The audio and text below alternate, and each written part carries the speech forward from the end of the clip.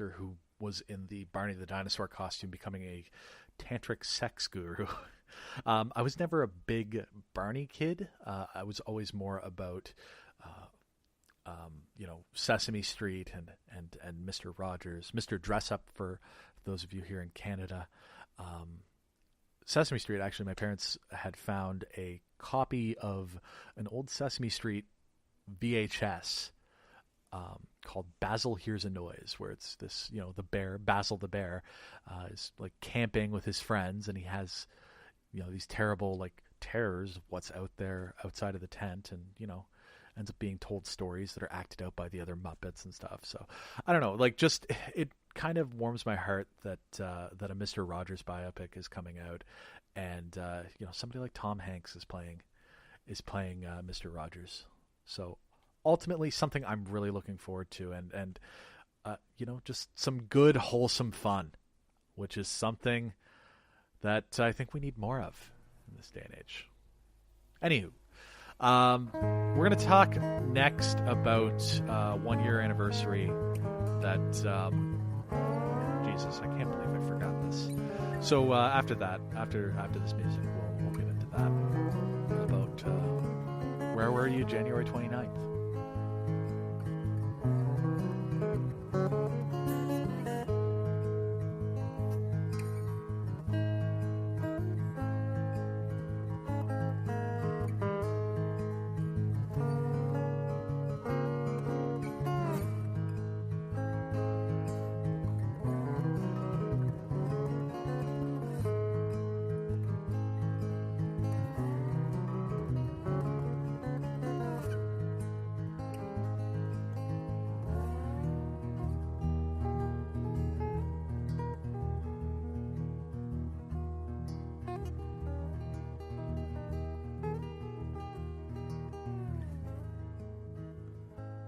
January 29th, 2017.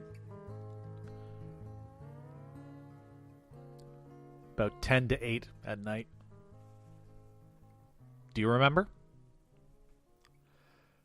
Because I'll be honest, I didn't. And I don't. But January 29th, at around 10 to 8 in the evening, Eastern Time, a young white man entered a mosque in Quebec City, and over the course of a few minutes, murdered Azadine Soufani, Mamadou Tanu Barry, Khaled Belkacemi, Abdou Baker Tabi, Ibrahima Barry, and Abdul Karim Hassan. 5 others were badly injured: Ayman Derbali, Saeed El Amari, Mohamed Kabar, Nizar Gali, and Saeed Akshor. I'm probably brutally mispronouncing all of those names, and that kind of speaks to the overall issue. This was the largest political mass shooting in Canada in a generation, and it was the first time that Muslims had been killed inside a mosque, not just in Canada, but in North America. So it's one of these watershed moments in Canadian history, right? Like, it happened in this strange context of the decades prior and the moments since, and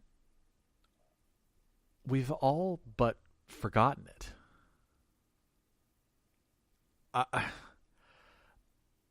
I didn't remember it. This was on the day that I released the last episode of the show, and I didn't say squat about it because I honestly didn't remember until I started listening to other podcasts that day that did remember it. It's this horrifying moment that, not to get all weird and liberal guilt about it, but like, this isn't the Canada that I thought we had. And maybe it's that it happened in Quebec City. And Quebec is kind of strangely part of Canada and not. You know what I mean? Quebec is part of us, but also not us. Maybe that's why I was so easily able to forget January 29th, 2017. Maybe it's because there's so many more moments that happen south of my border that affect so many more people, that get so much more coverage, that I'm able to forget January 29th, 2017. The point is that when we sit together and we talk about what happened, where were you when, in the context of historic moments, this should be one of those things. And I don't remember where I was when I heard about this. Do you? Maybe you do. Maybe you don't. I don't know. I'm going to point you to a website right now. RememberJan29.com. This is being put together, I believe it's in conjunction with the Canada Land show, Canada Land podcasts. And it's a way to kind of bring together those where were you when moments. And I'm going to read here from the site. To remember January 29th is to insist that what happened on January 29th is not resolved and won't simply be resolved without a trial, or with a trial rather. It's an ongoing situation, has broader implications, and it must be understood for all its complexity. So I would challenge you to go and put whatever memories that you have, to read the memories of others, to try and understand and to try to remember those people who did lose their lives because of one person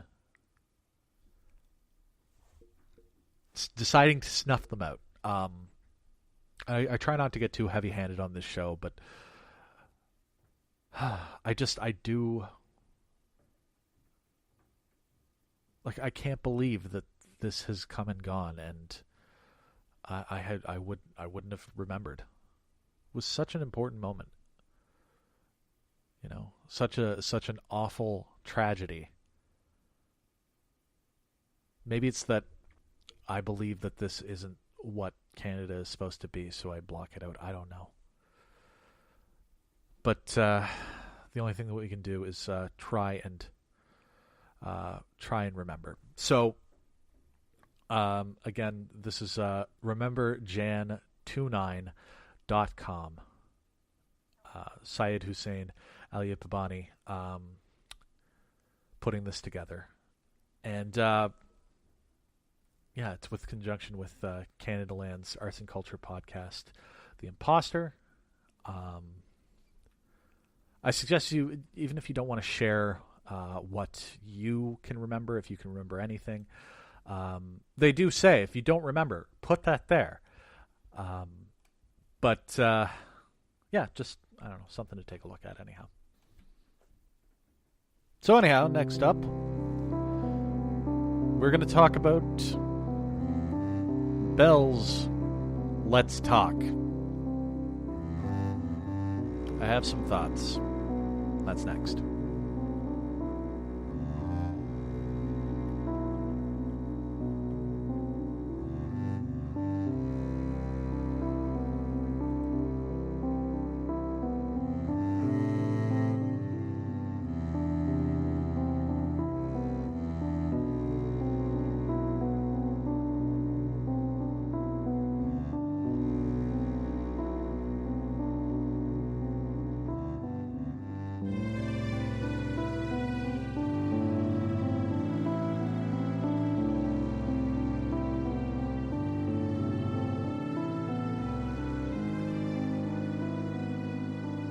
All right, kiddos. Fair warning. There's a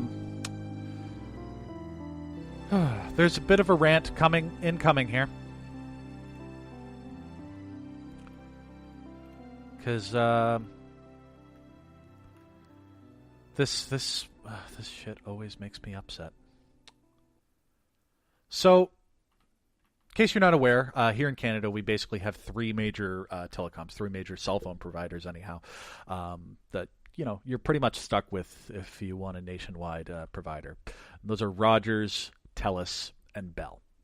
And every year, at the end of January, on January 30th into the 31st, Bell holds a bit of a social media event that's known as Bell Let's Talk.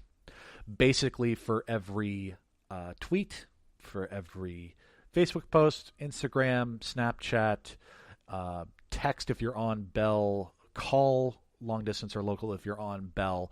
For every single one of those, if you're using the hashtag Bell Let's Talk, obviously not on the phone. Don't use hashtags in real life. For every one usage, Bell will donate 5 cents.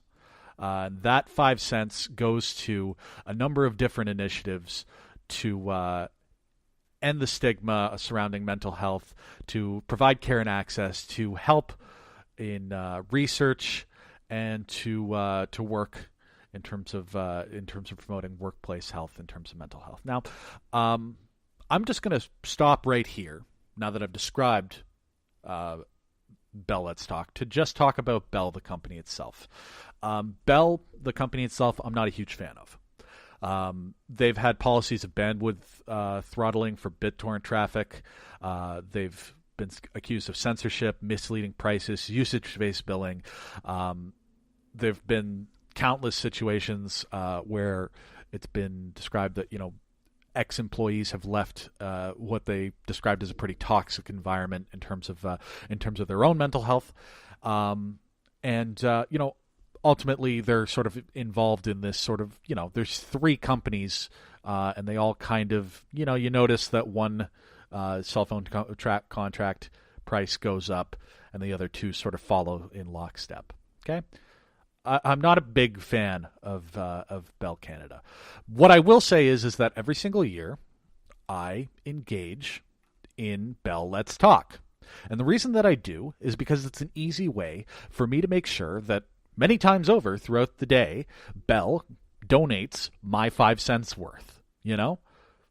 It's a simple little way for me to make sure that a major company, Bell in this case, one of the largest companies in Canada, is doing what they can to help and to be a good social actor in the Canadian landscape. And this is what we ask of our companies, by the way. We want our companies to be good corporate social citizens. I don't like the idea of corporate citizenship, but we do ask that companies give back in some way. And this has been Bell's way for the past several years.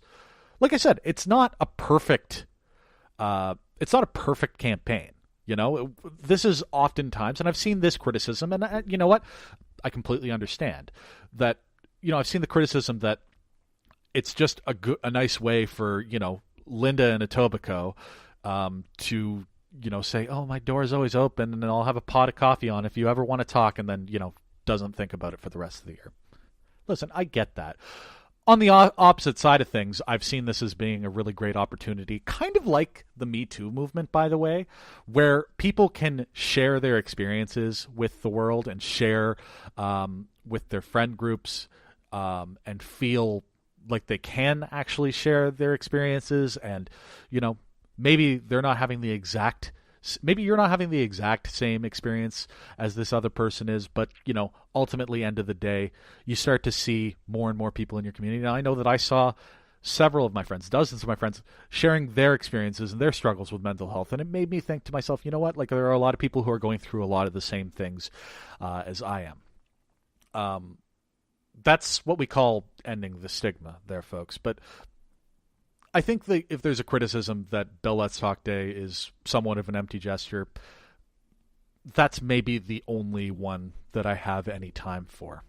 The one that pisses me off, and the reason that this is going to be a bit of a rant, is because I kept on seeing people complaining that this is Bell's free marketing campaign so that they can prove that they're good people and that they don't have to do anything and it's just marketing, and we got to slap on a Bell logo in order to get them to donate their 5 cents to